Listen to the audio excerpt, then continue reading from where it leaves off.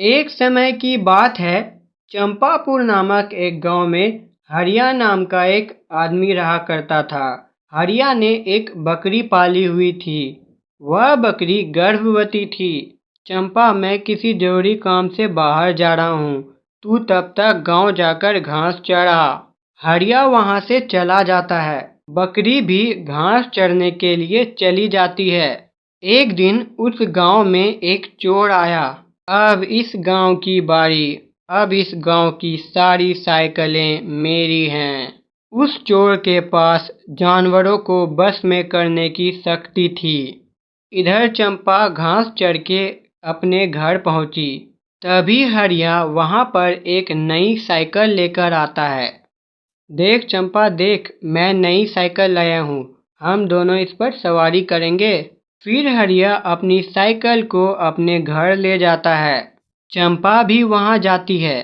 तभी चंपा जोर से उछलती है और उस साइकिल पर चढ़ जाती है। चंपा उस साइकिल पर चढ़ने के बाद बिना पैडल मारे ही उस साइकिल को चलाने लगती है।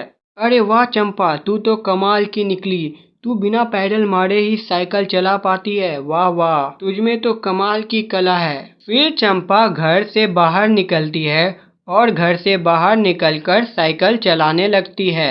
वह चोर ये सब कुछ देख लेता है। मिल गई मुझे, अब ये बकरी ही बनेगी मेरा मोहरा। रात को वह चोर हरिया के घर के पास आता है। वहां वह बकरी होती है।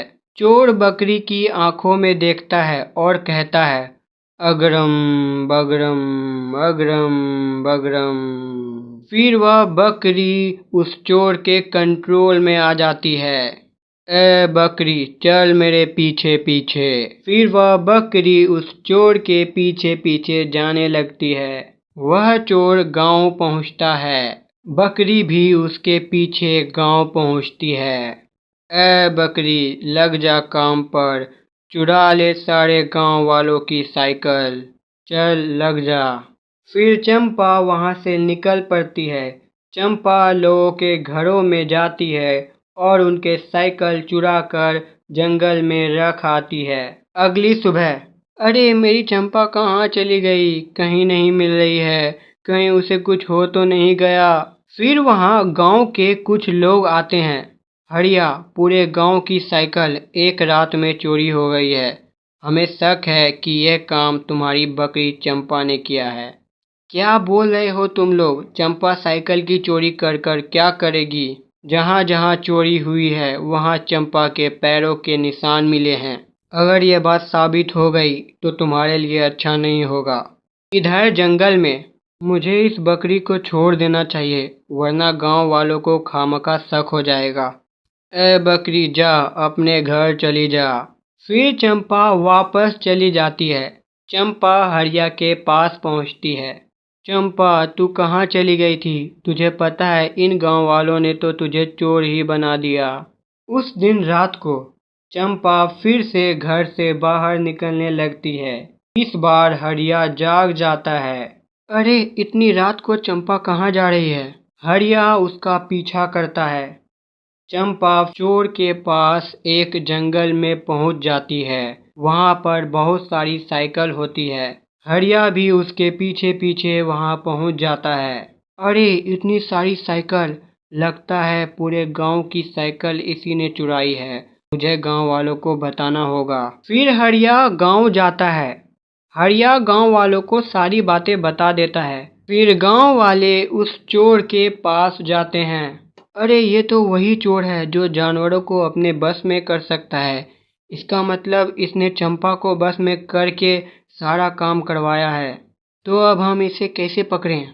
मेरे पास एक उपाय है। अगले दिन चंपा वापस आती है। माफ करना चंपा, लेकिन मुझे ऐसा करना पड़ेगा।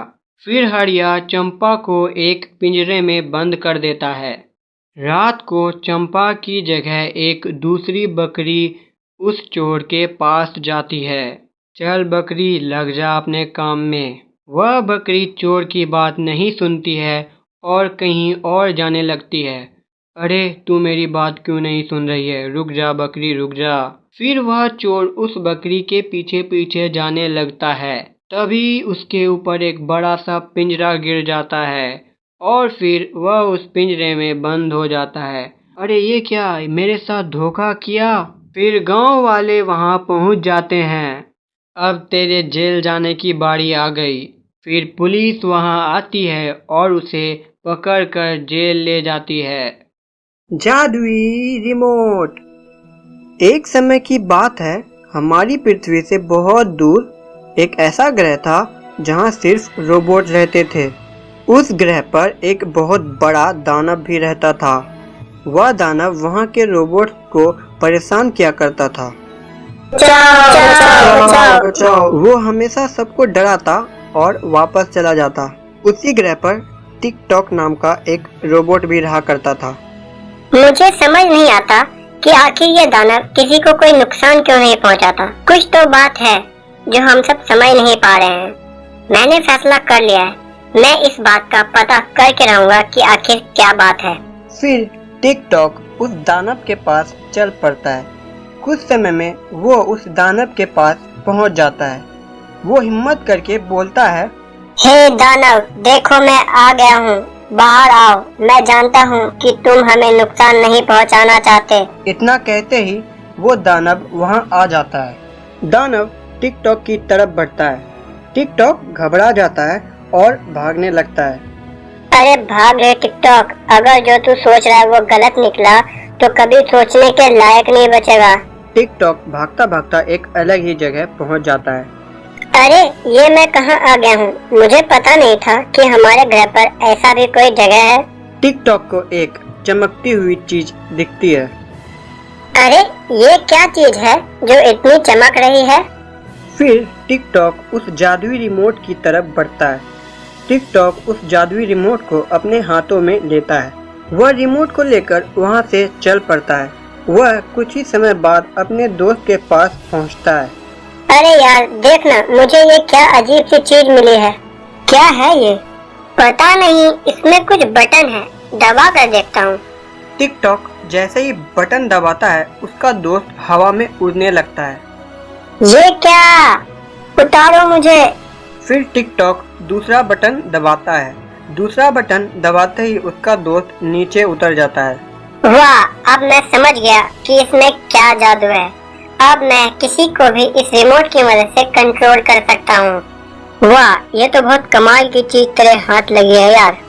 अच्छा सुन, क्या तुझे पता चला कि वो दानव यहाँ क्यों आता है और हम सबको परेशान क्यों करता है? हाँ, पता चला मुझे। अरे यार, वो दानव हमारी मदद चाहता है, लेकिन हम उसे देखते ही भाग जाते हैं। मदद? उसे क्या मदद चाहिए हमारी? वो दानव एक बहुत बड़े पहाड़ पर रहता था। किसी घटना की वजह से वो यहाँ नीचे पहुँच गया।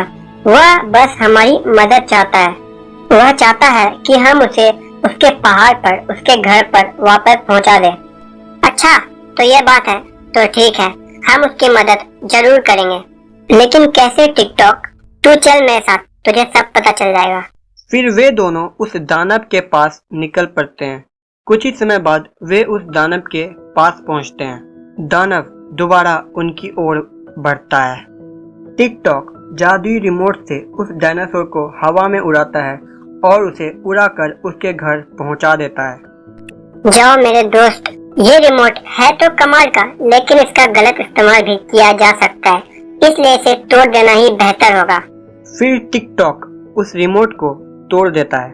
दोस्तों, इस कहानी से यह शिक्षा मिलती है कि जो दिखता है जरूरी नहीं कि हमेशा वही सच हो।